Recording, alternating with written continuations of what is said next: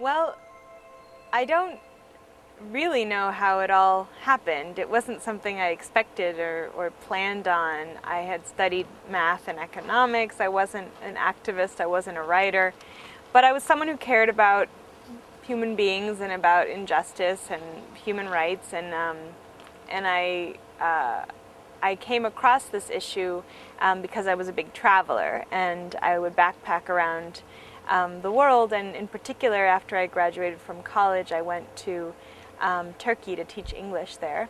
And during my vacations, I started traveling through the Middle East. And along my way, I traveled around Iran, Syria, and Lebanon. And along my way, I began to meet a number of Palestinian refugees. And through my friendships with the Palestinians I met, I started to hear a very different version of the history and present of the area from anything that I had ever heard or learned growing up, especially as a Jewish American. How were you exposed to those different opinions? I would meet families, or I would meet individuals walking around. Did you go out of your way to talk to Palestinians about the issues? Were you becoming aware and asking questions yourself? Eventually. I mean, I didn't really want to know, and so when I first heard, I didn't believe it. I didn't want to know much more. But I was also tried to be open and curious, and so I opened myself a little bit up to that. And when I started to hear these things, I didn't know what to think, and I began to do some research. And I decided eventually to go and see with my own two eyes, and that's when I went to Palestine, and that's what I try to tell people about, is what I found and saw myself, contrary to what a lot of people here in this country. You're also a Fulbright scholar, or you worked under you. Yeah. How was that associated with this work in Palestine? Was your study in Palestine of the problems directly underwritten by the scholarship? No, it was a Fulbright scholarship to teach English. That's how I went to Turkey. Oh, I see. And it was during my vacations that I went eventually to Palestine. I mean, there were some connections. For example, in Turkey as a teacher, I met a few Palestinians as well, and so through my work there, and also the English teacher hook is part of what connected me to a lot of people that I met traveling around. So in particular, there was one family that I grew very close to, and the way we connected was that they wanted me to teach them some English, and in exchange I would stay with them and be part of the family for a little while. And so I think were it not for the fact, first of all, that I was on the Fulbright, and then also that I was an English teacher, perhaps it never would have happened. What did your family think of your taking up with the Palestinians? Well, initially when I said I wanted to go to Palestine, my mom in particular, she didn't understand. She thought I had been brainwashed, or somebody had where's my daughter? Who is this person talking to me? And she began to try and figure out what was going on. And she, although she sort of disagreed with my reasoning and my desire to go there, she's also my mother, and she's a wonderfully loyal and loving person. And she said, I'll support you no matter what you do, and do what you have to do, basically. And since then, because she was open enough to read my writings and to look at my photographs, she now understands exactly why I do what I do. She's very supportive, and it was the ethics and morality that she passed down to me, as well as my father, that brought me to do what I do. So it's very consistent with what I think she taught me. It just was never fit into the framework of what's happening in Palestine, and that's what my travels led me to understand, those connections. Do you think that's the major problem with the American Jewish society in terms of either endorsing or challenging the actions of Israel? I don't know what that refers to, but I'm just saying that America, you say you as an American Jew, you were brainwashed yourself, if I can use that word. You believed Nothing was. you believed Yeah. the major media stories that Right. So I think that has a lot to do with it.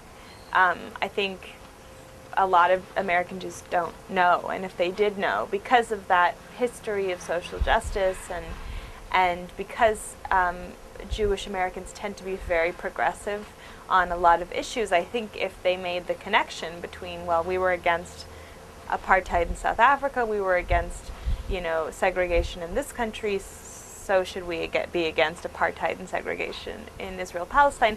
If they were to make that connection, I think it would be an obvious one, and that's what I eventually did. But, I mean, standing in between them and perhaps that is, first of all, ignorance. A lot of times they aren't getting the full story, like I didn't, and like I think a lot of people don't, Jews and non-Jews alike in this country. And then also there's an element of emotion, a strong element of emotion, where there's a fear that basically Israel is our hope for safety, for long-term unconditional safety, basically, no matter what happens, And so there's a sense that to challenge Israel in any way is to be destructive to our future, to the Jewish people. I think there's identity is wrapped up very much in Israel. People identify with Israel. It's part of their identity, and so to challenge that's really painful and really uncomfortable. And it was uncomfortable for me, and I wasn't even particularly radical on the issue. I was just generally default Zionist. I was not, raised with very intense attachment, so I can only imagine if it was very hard for me, how much harder it must be for people for whom this is a complete life shift in identity and in everything that they've ever believed. So it's a hard thing to do. I don't think that I think that many American Jews, first of all, are coming around and will come around, but I don't think that all of them necessarily will, and I think that that's okay. I think as a movement, we can be building up allies from all different perspectives, and then eventually, hopefully, people will all agree. But until then, I think it's important to focus, not only on Jewish Americans, but also on all different other kinds of people who we often forget about, indigenous peoples, people of color in general, natural allies who are much more likely to resonate with what's happening to Palestinians, environmentalist activists, women's activists, health activists, those kinds of things. I was interested in, you were talking last night about how I think there's a student from Vanderbilt. I'm not sure if it was a student or a teacher or professor. He sounded like he talked about his students, but in any case, he talked about the problem professors have of speaking out about the problem when they don't have tenure, and you were talking about how there is a shift occurring in consciousness of people about this issue. And it was apparent with AIPAC when Hillary Clinton basically brought it to the forefront as a question when she said that wherever I go in the world, when I was the president's wife, when I was First Lady, I'd travel the world. And nobody ever spoke about the Palestinians. But now, as Secretary of State, when I travel the world, whenever I raise an issue with my counterpart in another country, the counterpoint to any issue that I raise is, what about Israel? What about this problem? I think there's a big shift happening in the United States. One example is that AIPAC, which is the strongest leg of the Israel lobby, has a membership of about 100,000 people, where Jewish Voice for Peace, in the past couple of years has shot up to more than 100,000 people. There's a big shift happening among American Jews, among Americans in general, and then the rest of the world, which has been ahead of us for a long time, but even there the movement is growing, and in particular the movement for boycott, divestment, and sanctions, where we see all over the world, and it's no longer going to be something avoidable by the U.S. government. I mean, I'm sure, first of all, as the Secretary of State, she may have different conversations than she did as the First Lady, but I think also things are changing very quickly, and people are no longer able to entirely ignore Palestinians. We have a long road ahead of us, but boycott, divestment, sanctions is bringing this issue to world consciousness in a way that UN resolutions or sort of diplomatic lip service has never brought the issue to the forefront of people's minds. So it's an exciting movement. It's a grassroots one. It's been effective in supporting other struggles through history, and it's grown more quickly than for example, in the last 5 years, the boycott, divestment, sanctions (BDS) movement has grown more quickly than the first 20 years of the anti-South African apartheid BDS movement. So things are happening quickly. Do you see any results from the BDS movement? Are there companies that really are changing their policies? Or, I mean, we're talking about companies in Israel primarily that manufacture products that are on this list. Although, companies like Starbucks does not manufacture anything, as far as I know, in Israel, but because its owner is a huge Zionist, it's on the list. People can actually look up the list at whoprofits.org. Who Profits? Yeah, Who Profits. It's an Israeli organization that researches these things, as well as you can look at BDS movement, boycott, divestment, sanctions, bdsmovement.net, which is the main site for the BDS movement. But in terms of companies sort of revising their policies, that's not really realistic in a BDS movement. The BDS movement is not so much economic or about companies actually changing their policies as it is about publicizing Israeli apartheid, drawing that analogy, bringing the discussion to the forefront of universities and churches and unions, and what we see is the controversy that it generates means that people who've been able to ignore the issue for so long are suddenly confronted with the issue and forced to learn about it and forced to figure out where they stand on the issue. And it's also a kind of pressure. So it's not so much, I mean, a lot of the targets, by the way, are U.S. companies. Motorola is one of them. Caterpillar is another. A lot of them are, and GE and United Technologies are targets these days. So it's really any company that's profiting off of what Israel's doing. Already the pressure on these companies is exerting pressure actually on Israel, perhaps more than even on the companies themselves, who are not really in danger of bankruptcy. Motorola might be an exception, but so it's already proving effective.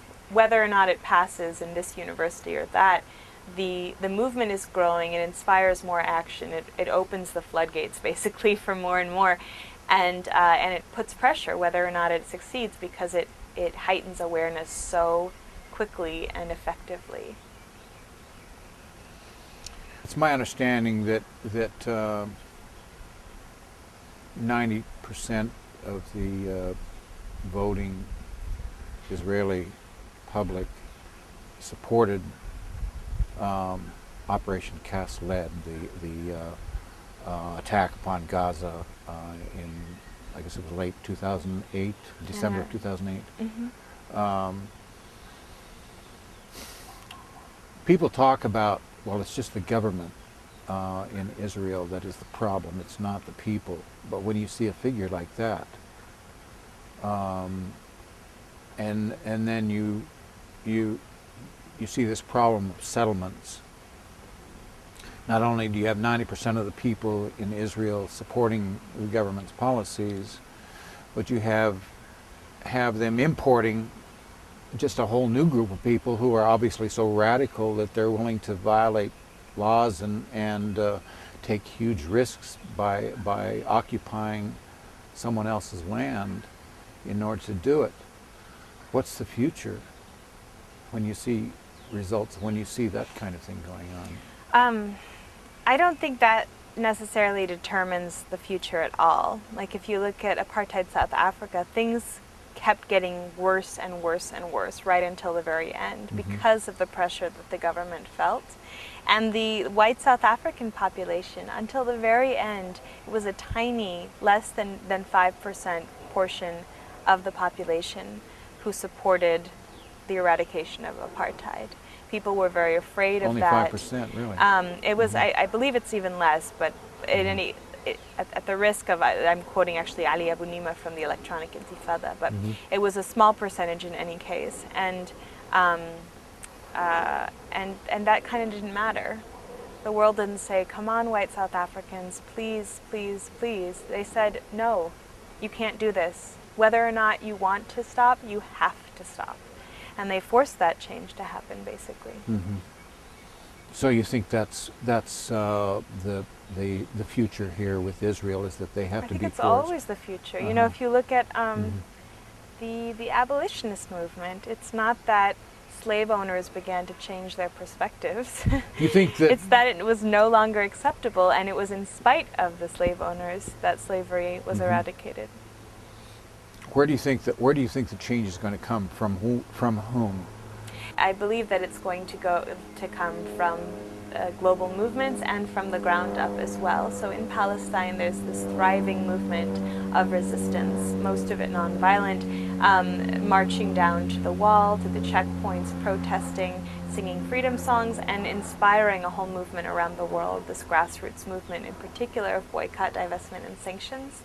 And I believe that, and we can look at historic struggles, you know, with Martin Luther King, the change didn't come because LBJ woke up one morning and said, let's end segregation.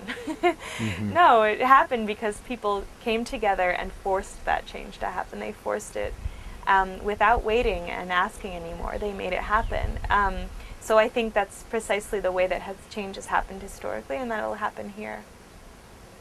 Thank you, Anna. I appreciate very much your coming up for this interview. Thanks, Paul. And I hope we can do it again sometime. Thanks. Thank you.